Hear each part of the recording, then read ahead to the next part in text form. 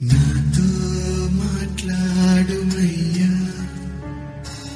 నన్ను దర్శించుమయ్యా.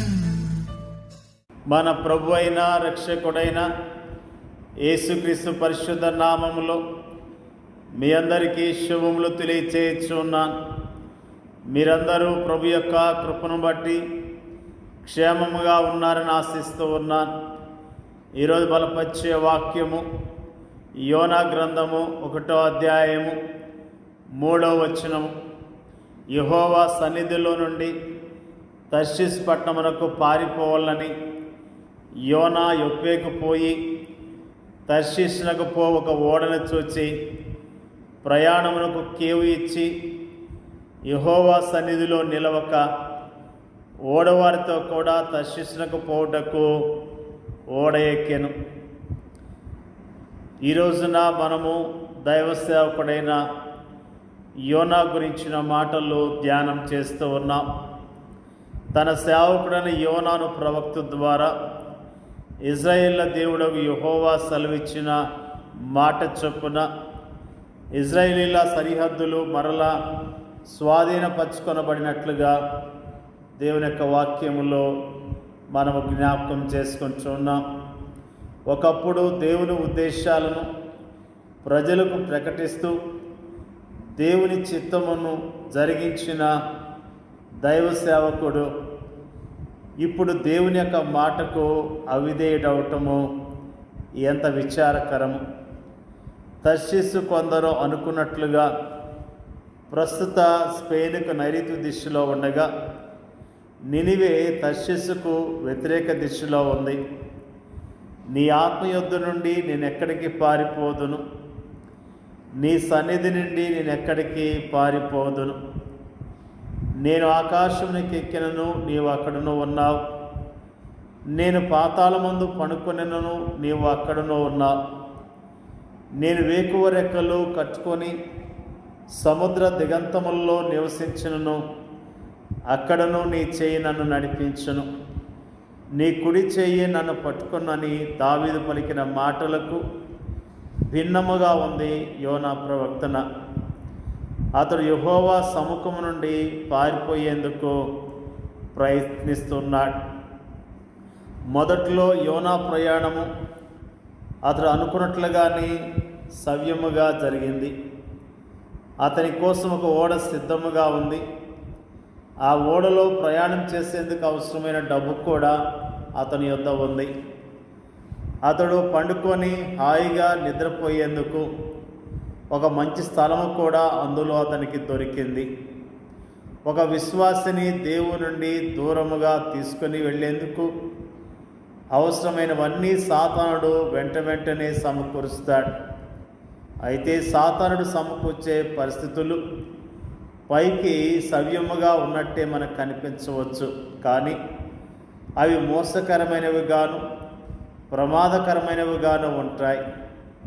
యోనా ఆత్మీయ స్థితి మెట్టుమెట్టుగా దిగజారుతున్నట్లుగా మనకు కనిపిస్తుంది.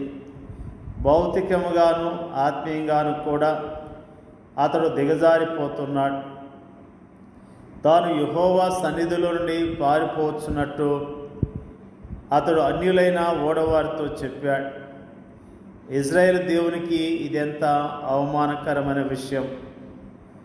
తాను దేవుని యొద్ద నుండి పారిపోతున్నానని యోనా అనుకున్నప్పటికీ కటాక్షమును జాలియు బహుశాంతమును అత్యంత కృపగల దేవుడు తనను వెంబడిస్తున్నాడన్న వాస్తవము యోనాకు తెలియదు. గాఢ నిద్ర నుండి మేల్కొనబడిన యోనా తాను దేవుని సన్నిధి నుండి పారిపోలేనని, దేవుని చిత్తానికి తాను తలవంచవలసిందేనని గ్రహించాడు. ఓడనాయకుడు యోనాతో పలికిన మాటలను అపోస్తలుడైన పౌలు ఈ విధంగా ప్రతిధ్వనింపచేశాడు. నిద్రించిన నీవు మేల్కొని మృతుల్లో నుండి లెమ్ము, క్రీస్తు నీ మీద ప్రకాశించును. దినములు చెడ్డవి కనుక మీరు సమయమును పోనీక సద్వినియోగం చేసుకొనచ్చు. అజ్ఞానుల వలె కాక జ్ఞానుల వలె నడుచుకున్నట్లు జాగ్రత్తగా చూసుకొనుడి. ఇందు నిమిత్తం మీరు అవివేకులు కాక ప్రభు యొక్క చిత్తమేమిటో గ్రహించుడి. యోనా భక్తుడు దేవుని యొక్క సన్నిధి నుంచి పారిపోతున్నట్లుగా ఈ రోజున మనము జ్ఞాపకం చేసుకున్నాం. నిజంగా దేవుని సన్నిధి నుంచి మనం ఎక్కడికి వెళ్ళగలుగుతాం? మనం ఎంత రహస్యముగా గదిలో కూర్చున్నా, ఎవరికీ తెలియకుండా రహస్య ప్రదేశాల్లో కూర్చున్నా అవన్నీ కూడా దేవునికి తేటగా తెలియదు. మరి చాలామంది విశ్వాసులు ఈ దినాల్లో దేవుని సన్నిధి నుంచి దూరముగా పారిపోతున్నారు. దేవుని యొక్క సన్నిధిలో దేవుని చిత్తాన్ని జరిగించవలసిన దేవుని ప్రజలు దేవునికి దూరముగా వెళ్ళిపోతూ ఉన్నారు. లోక ఆశల్లో పడిపోయి, లోక చింతల్లో కూరుకొని పోయి దేవునికి దూరముగా వెళ్ళిపోతూ ఉన్నారు. యోనా వెళ్ళటం ద్వారా ఎంతగానో బాధపడ్డట్లుగా దేవుని యొక్క వాక్యము తెలియజేస్తున్నది. మానవులైన మనము ఆయనకు దూరముగా వెళ్ళినప్పటికీ ఆయన అత్యంత కృపగల దేవుడు, దయగల దేవుడు. ఆయన మనకి సహాయం చేస్తూనే ఉన్నాడు.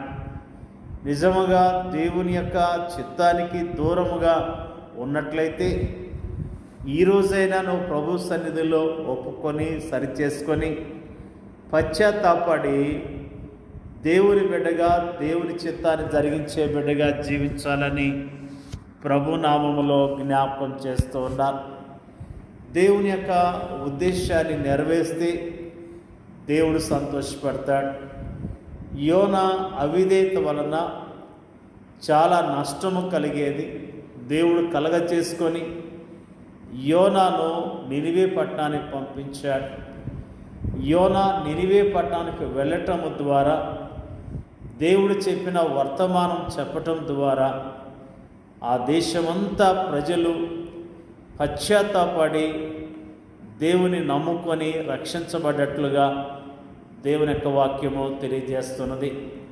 ప్రేమైన దేవునికి బిడ్డలారా, మనము దేవుని మాటకు విధేయత చూపించడం ద్వారా దేవుని నామానికి ఘనత వస్తుంది.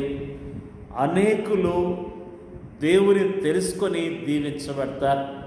నిజముగా మనలో ఉన్న అవిధేయతను విడిచిపెడదాం, మనలో ఉన్న నిర్లక్ష్యాన్ని విడిచిపెడదాం, మనలో ఉన్న పాపాన్ని విడిచిపెట్టి దేవుని చిత్తాన్ని జరిగించడానికి పూనుకొందాం. మనకిచ్చిన పనిని చక్కగా చేద్దాం, ప్రభుని గణపడదాం. మన ద్వారా దేవుని యొక్క నామం ప్రకటించబడాలి, అనేకులు రక్షించబడాలి, దేవుని నామానికి ఘనత రావాలి. ఆ విధముగా మనం దేవుని కొరకు జీవిద్దాం. దేవుని యొక్క వాక్యాన్ని దీవించునుగాక.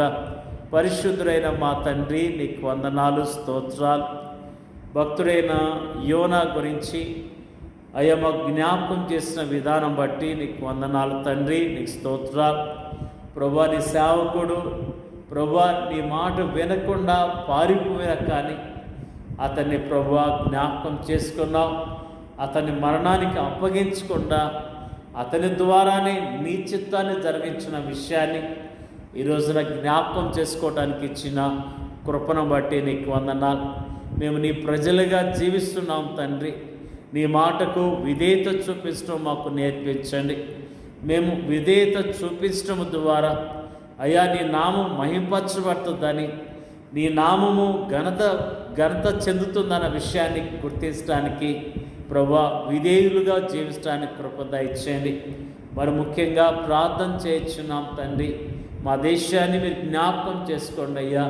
నీ నామం ఎరిగిన ప్రజలు ఎంతోమంది అవిధేయులుగా జీవిస్తున్నారు ప్రభువా. నీ చిత్తాన్ని జరిగించకుండా జీవిస్తున్నారు.